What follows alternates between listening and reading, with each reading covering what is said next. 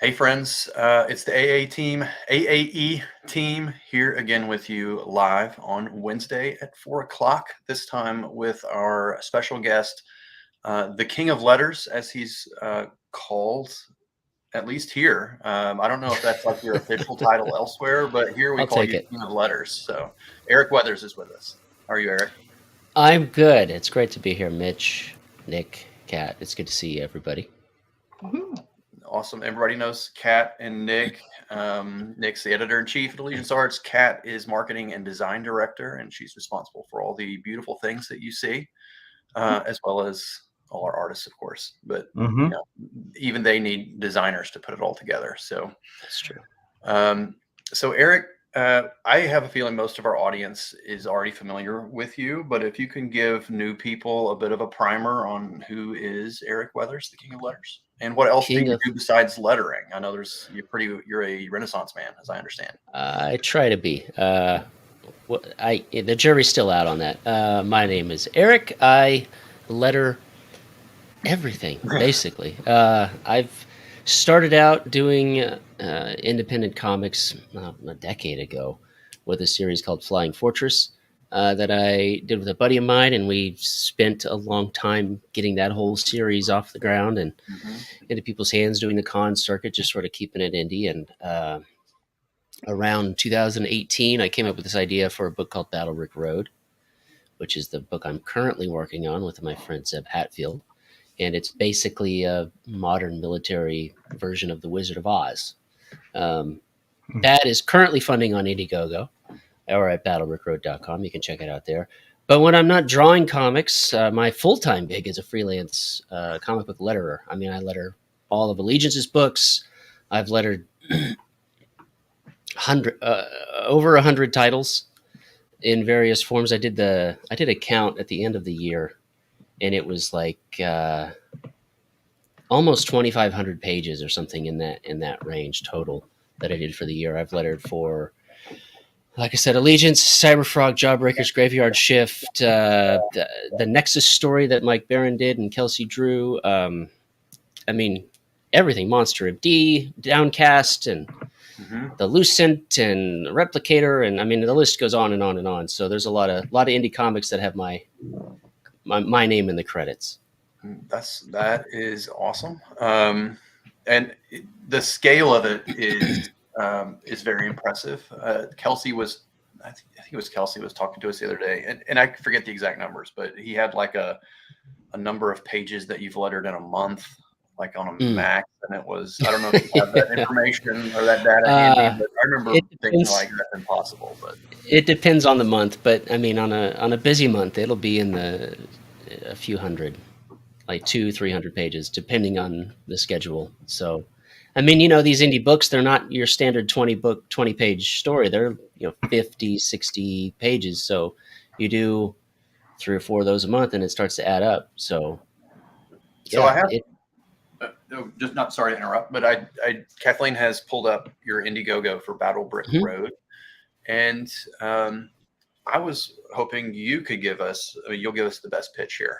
Okay. Yeah, if you want to pitch the audience on Battle Brick Road, which is raised $91,137, Unreal. 1,640 backers, and I know this has been a real labor of love for you, and a lot of work and effort and time into it. It has so why don't you share with everyone what is Battle Brick Road? Why should they buy it? Well, in short, like I said, it's Wizard of Oz with guns. We've taken the wonderful Wizard of Oz stories and stripped it down to its bare bones and sort of thrown in a little Tom Clancy, thrown in a little of a game called BioShock, and we sort of shook it in a bag, and this is what came out. The story is about a young girl named Thea Gale who loses her dad at a very young age, and she's been on a lifelong journey to find him.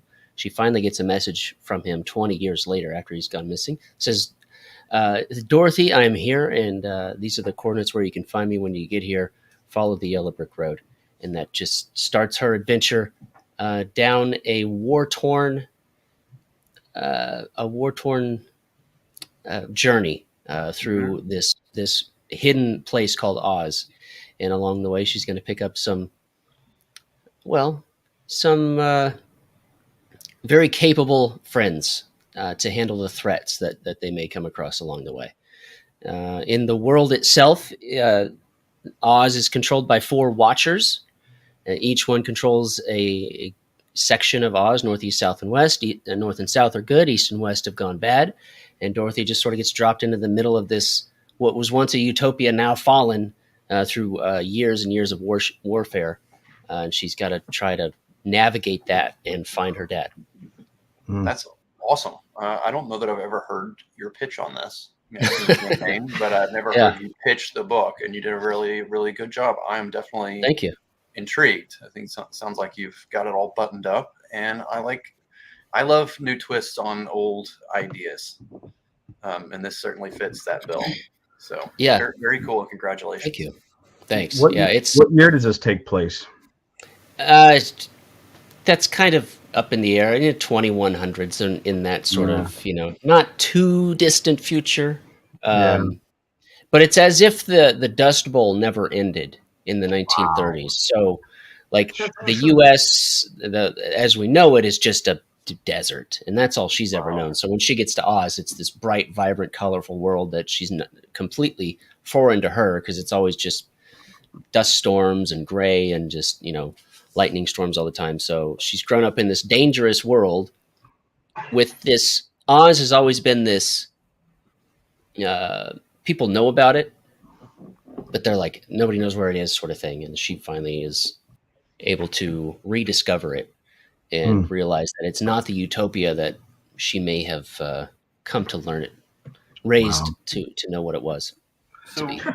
So for where are you at on this project? Like, what's the status of the project, and how close are you to delivery? We're so close to delivery. The books are at the printer. Oh, awesome.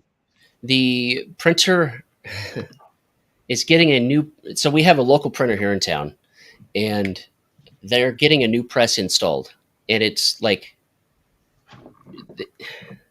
it's so close to being done. Our books will be the first off the new press. Okay. So I'll be able. I live about 5 or 10 minutes down the road from them.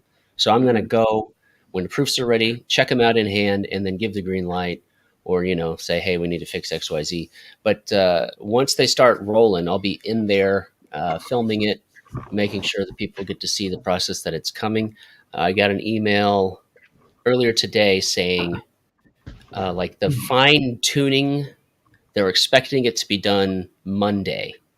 So the fine tuning of their new machinery. So we will hopefully have proofs in hand this time next week, and then we get the print, get the full print run rolling as soon as possible after that. It's been a long journey to get here.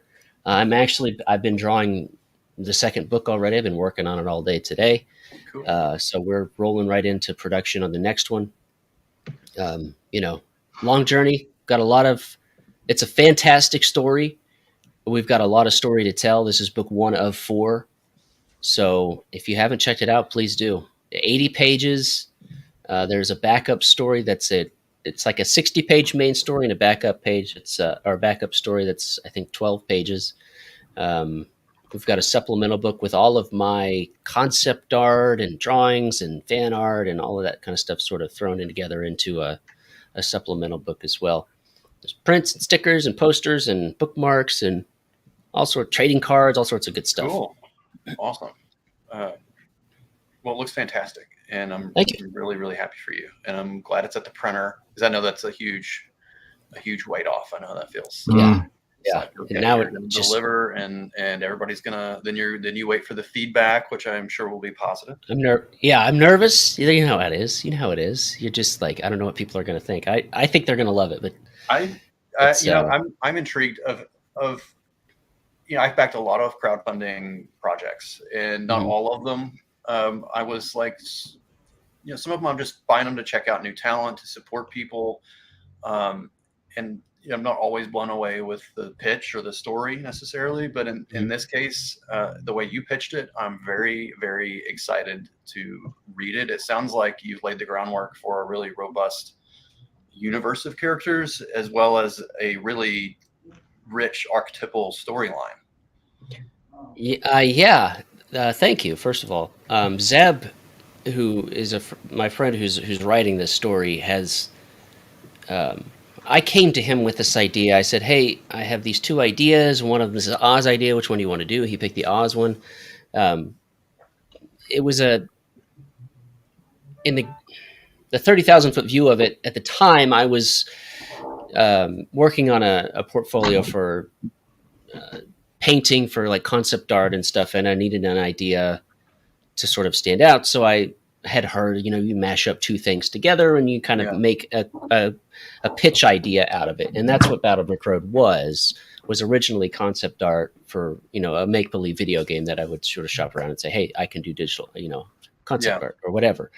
And as I worked on it, I was like, I can't just make this. It has to be. I have to tell this story.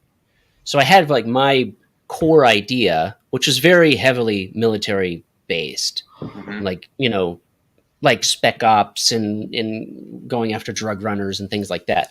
And I handed that to Zeb, and he read and reread and listened and re-listened to The Wizard of Oz, just the first book, and took what I had and took what L. Frank Baum had done and mashed it together into this. He took it way further, put way more character and heart into this book than I was capable of, I would say.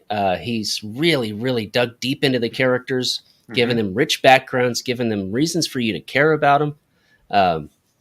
We've got, they're all there. The cast is there. Some of the things may not line up the way you expect them, which is what we want. The whole time, I'm very much like, I don't want you to think about Wizard of Oz while you're reading it. But something will jump out at you and you'll say, oh yeah, this is Wizard of Oz. Oh, that's cool. Like there are those moments, and he's had friends read it and I've had friends read it, and they've all come away saying that, like, when you're reading it, you're not thinking, oh, it's Wizard of Oz. You'll just reach a point where it'll be like, oh, that's a cool way. I hadn't thought about the way you did Munchkins or the way you did the Yellow Brick Road or whatever. And even those classic lines like, we're not in Kansas anymore, or My Little Pretty, we're any of those famous lines, we're making sure we don't say them so that it is its own story. Right. Yeah. So you're not like, oh, I remember that from the movie. Yeah. We want to avoid a small animal sidekick named Toto. Well, she has the name of her gun.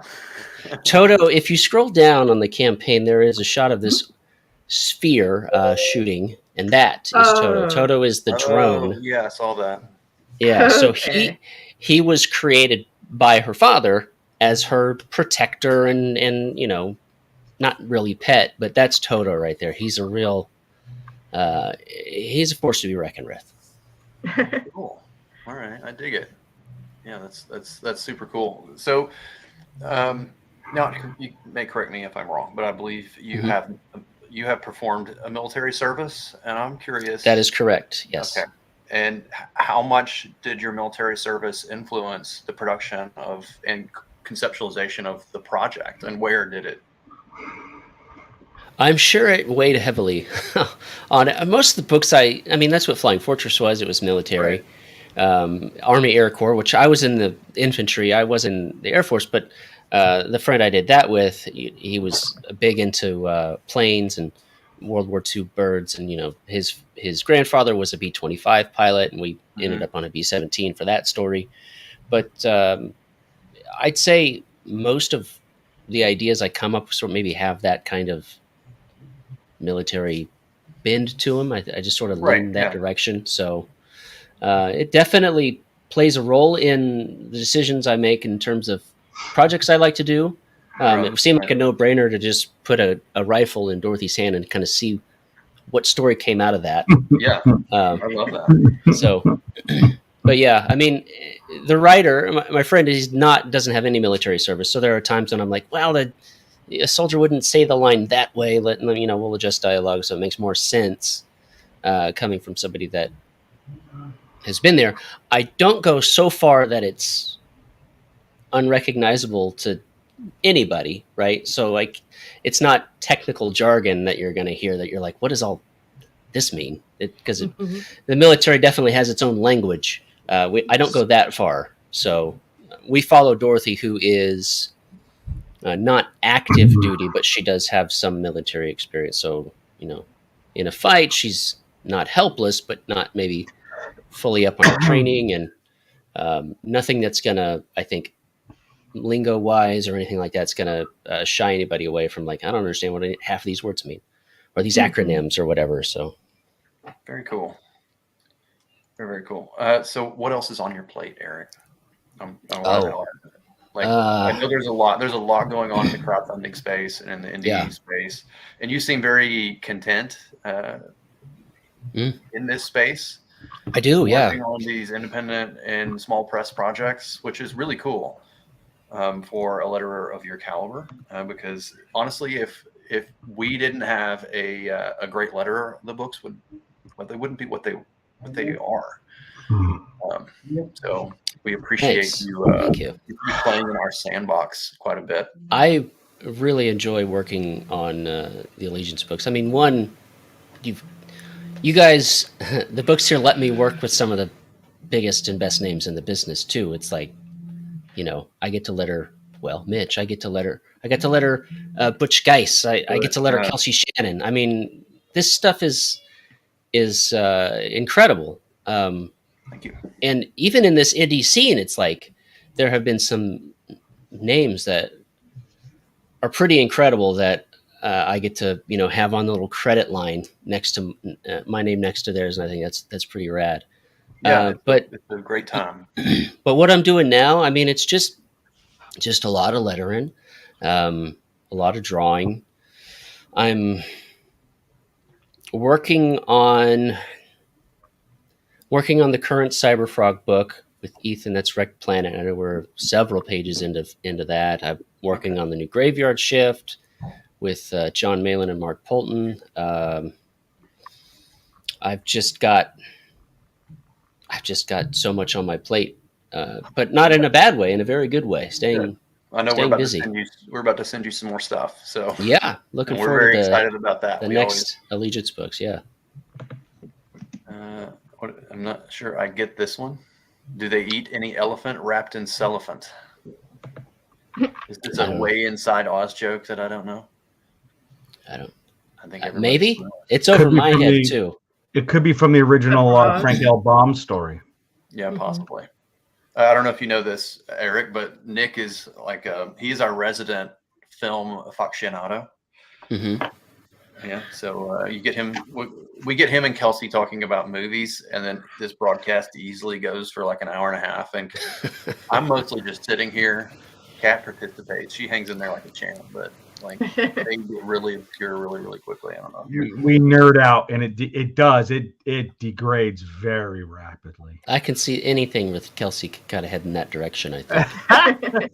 Well, Not to. He knows so much, right? He's great. Yeah. You can get him on a topic. He'll just keep going. Of knowledge, his knowledge of comic books is really extensive and impressive, and of films. And I'm always learning a lot from Kelsey. I'll watch his stream. Yeah, his stream. It's back in the day. He'd be known as a raconteur. That's an antiquated term that it's unfortunately gone out of fashion.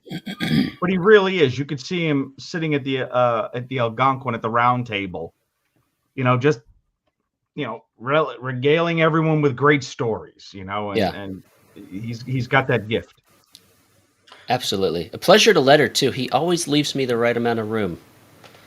Which I tell you what, that can be a struggle. That's the real struggle of. Yes, I'm not always the best at it myself. But that's all right. I make it work. Yeah, there's never been anything in our books that have been. We've mentioned this actually in the Saints. I think this was in the Saints. We did a little lettering section in the sketchbook, or maybe it was for something else. The beauty with it's lettering. I think we called it like the hidden art. Because if it's really great lettering, then you never notice it. It's something that just recedes and informs you so subtly that you never really stop to go, ooh, that's a great work of lettering. It just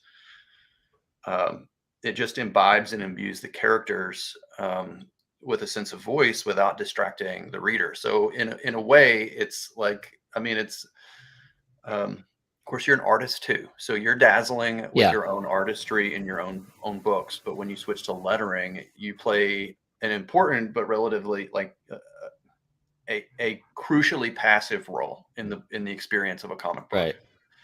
I don't know if you have anything to spin off on that, but well, there's certainly there's certainly a balance that that you need to find with it, and I think my tenure, as if you will, of being at least somebody attempting to be a comic book artist, I can not just look at the lettering as a letterer, but I can also look at it as from all the other facets, from writing it, from drawing it, and I can say, okay, if I had drawn this panel, I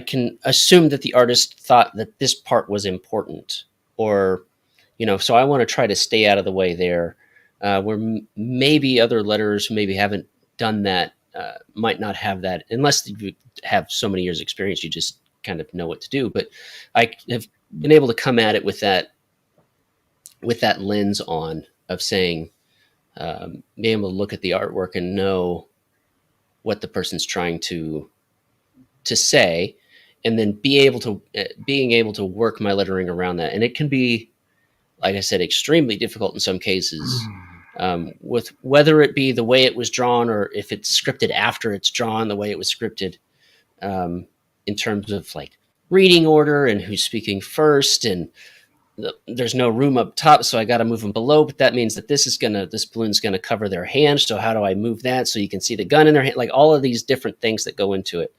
That it is a dance. There's design behind it. There's a lot of things that you need to be aware of, so that you are out of the way, so that you do fade into the background, so to speak. Yeah. And go unnoticed in the best possible way. Right. And in some cases,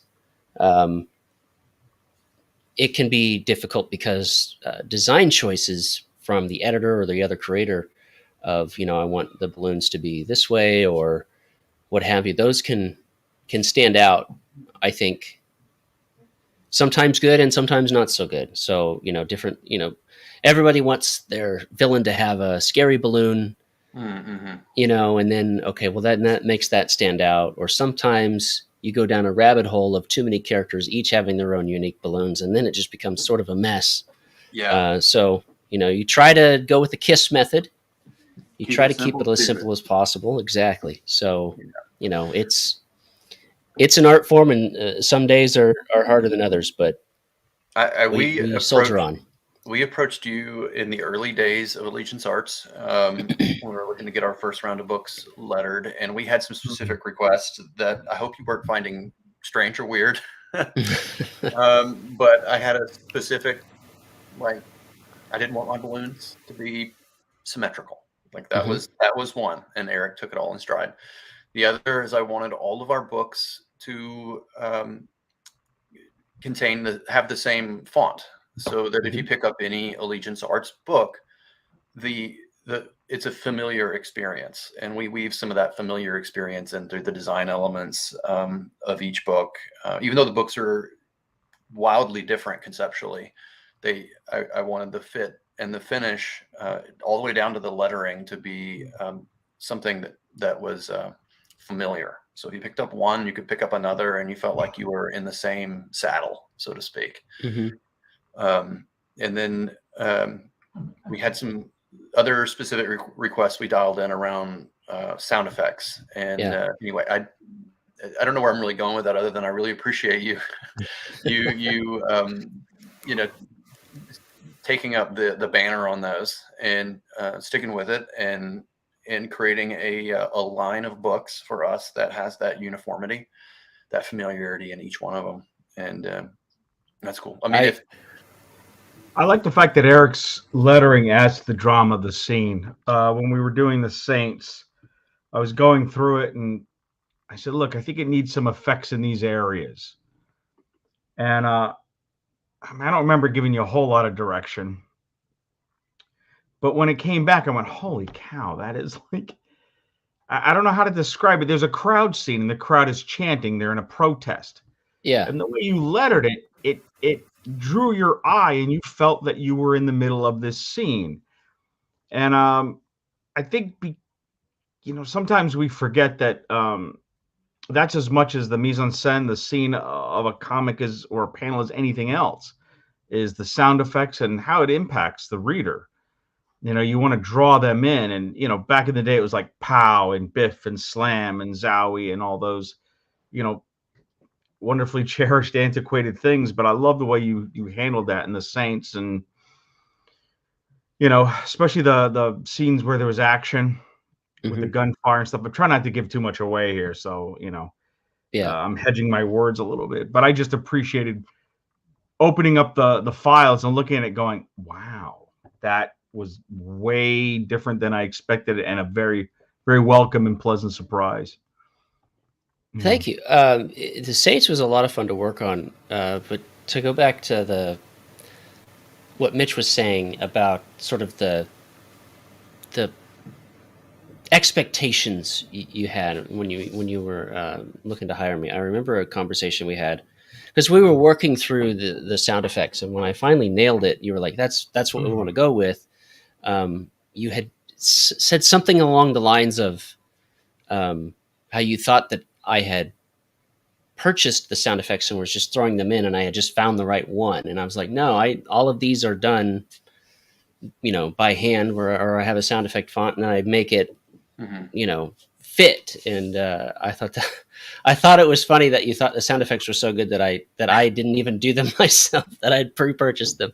Well, that is funny. And I was not meaning to be offensive. I just it wasn't I don't want to offensive use at all. any pre-purchase sound effects because people will know. Yeah. And we want to give from everything from the font that we selected as our company lettering font that you see across all books, which to me, myself and Nick, actually, as I found out later, we're both fountain pen aficionados, like big time. And so I wanted a lettering font that reflected the bounciness and flavor of my favorite fountain pen, right? Yeah.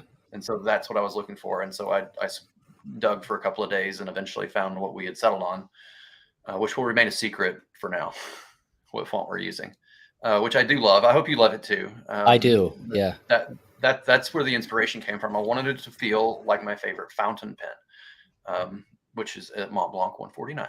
So I don't know if you knew that story, Nick, at all, because you weren't here. What was that? I don't know if you knew that story, but that was the selection of the font. I know the name of the font, which I shall not voice, but I thought it had to do with I remember it being a hand quality. I didn't know. I don't remember a fountain pen. Yeah, when I first got hired, it was like I was getting briefed every day. There was a lot of old strands in Duder's head, if you get the reference. Just like a lot of stuff to digest. But yeah, it has that really. But that's what Kathleen pulled it up. That's what I liked about the crowd scene. It didn't look manufactured to me. Mm-hmm. It had a great flow to it, and it. In my mind, I could hear them chanting. At least that's how I interpret it. Mission accomplished then, right? I mean, yeah, very much. That's what we want to do is we want to bring that forward, whether it's dialogue or those chanting ones are kind of difficult to get right, because one of the things that I get, I'd say once every few months, depending on things, is you sometimes you get that word balloon that it's one thing being said by 2 or 3 or 4 people or more, and you have to have all these tails. It's one of my least favorite things to do, is to have multiple tails coming from one balloon. I don't like the way, maybe 2, maybe. Any more than that, I'm like, let's figure out a different way of doing it, because with all those tails coming out, it looks gaudy. So a chant like this, I wasn't going to have a bunch of word balloons, and that covers up too much artwork, and this was subdued enough to No, it adds to the cacophony of the entire sequence because the panels are already very busy art wise, and they're supposed to be. So by adding the lettering across the panel like you did, it adds to the cacophonous feeling that you get from each scene to scene, and then you're tracking these characters that Christian beautifully arranged on the page across this sequence, and it's a lot of fun. It's a lot of fun. Another thing you did for us that was one of my requests that I see here is the odd shaped lettering balloons. That was that was another of my prickly pears. Yeah. No symmetrical lettering balloons, and no, I greatly appreciate it. I feel very strongly that anybody that reads our books will not ever know how much they absolutely love the lettering until they really sit back and reflect on it. But this is a great place to expose it, because a lot of now you've been on with us now for 30 minutes or more, and you can see how much thought and consideration goes into this process, and how much work you do to complement the artistry and the craftsmanship that's been laid out before you. Yeah. One of the fun things I like about the Allegiance books is you had sent me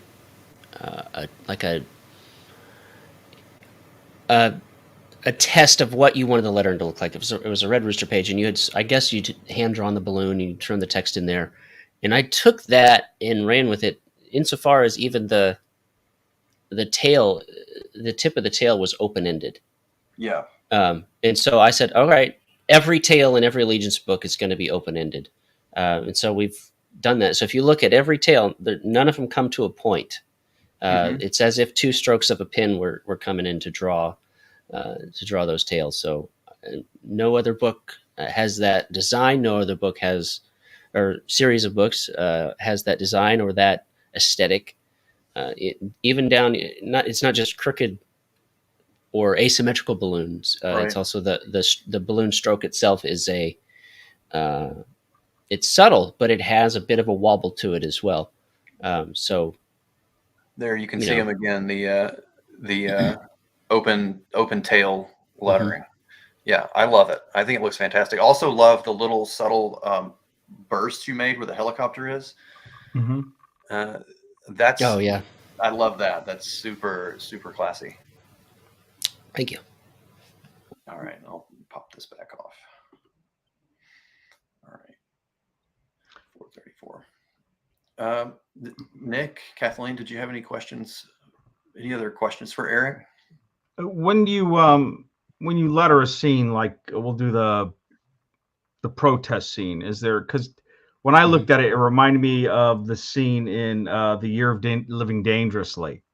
Just because that's what resonated. Do you have references you go to where you're like, oh, this reminds me of blah, blah, blah? Or do you just look at it and come in cold and just go, this is how I see it?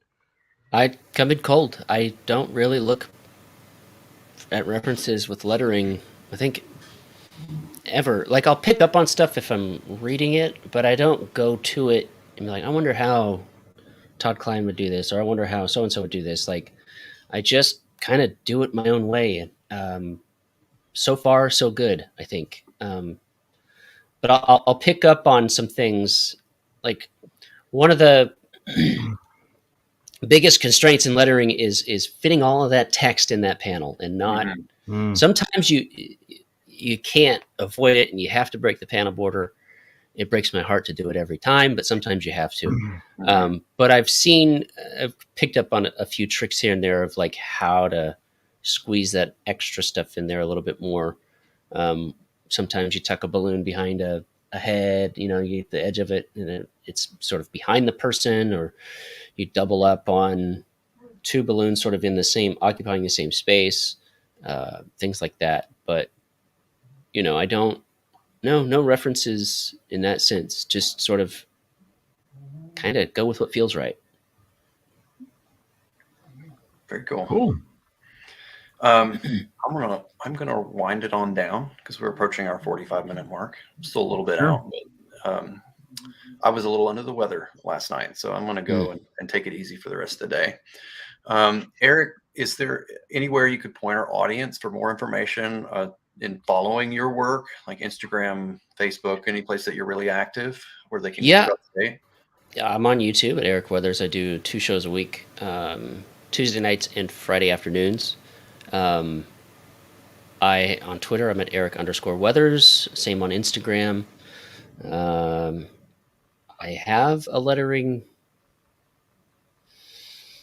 a website that is supposed to be about sort of teaching some of the stuff that I do. It's still in the coming soon phase and has been for over a year.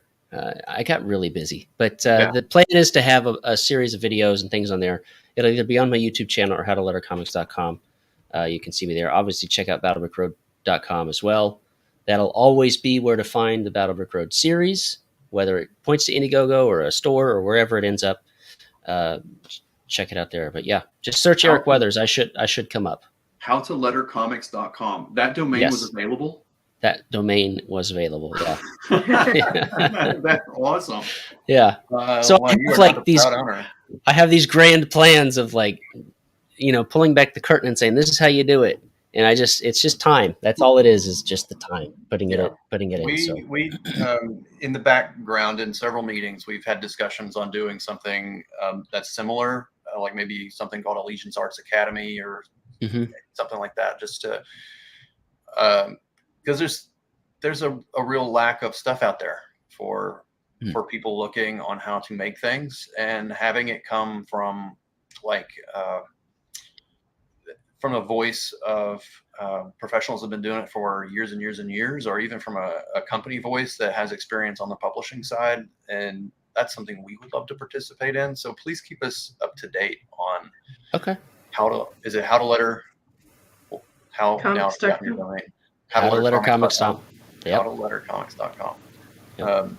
That's super cool. Yeah, I'd love to stay in touch with you about that and see how that comes along, because we want to do something very similar and provide that kind of educational service that I think the community really would love, for sure. Yeah, specifically with lettering, there's not a lot of video content out there, and that's the whole idea, is video content.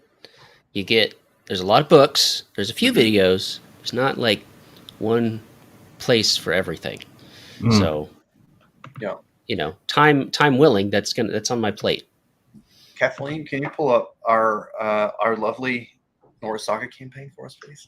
Certainly. We'll end this with a Nora Saga update. Everybody knows we have Nora Saga Season 1 by Blake Northcott and Kelsey Shannon running on Indiegogo right now. There it is. And yeah, we've crossed the $46,000 threshold. That's $46,260. Now it says there's 654 backers, 34 hours left. And that's because we ran this as a 30-day campaign. But we do plan to extend this campaign. So we're not pulling fast ones on anybody. We are going to extend the campaign for another 30 days. It's been very successful 30 days for us. And we would love to smash our next 30 days like we did our first. So if you haven't checked out Nora's Saga, you can go to Indiegogo and search Nora's Saga, or just visit norassaga.com and go check it out. You will definitely like what you see. It's lettered by Eric Weathers, of course. Oh, where's everybody? We're still here. There you are. It's lettered by Eric Weathers, written by Blake Northcott, illustrated, that's pencils, inks, and colors, by Kelsey Shannon. And it's going to be a fantastic book. It's a great value for $30. You're getting 6 completed comic book episodes in one bound graphic novel format, with lots of cool extras and lots of cool extra perks available as well. So please go check out norassaga.com and check out Eric on Twitter and Instagram. It's Eric_Weathers, right? Yep. And on YouTube, what's your YouTube again? Eric Weathers. Eric Weathers. All right. Pretty simple. Thank you so much for joining us, Eric. We greatly appreciate your time and your creative efforts in helping us and just producing great content all the way around. Thanks for having me on, Mitch. All right. Appreciate take care. Y'all have a good one. Bye-bye. Bye.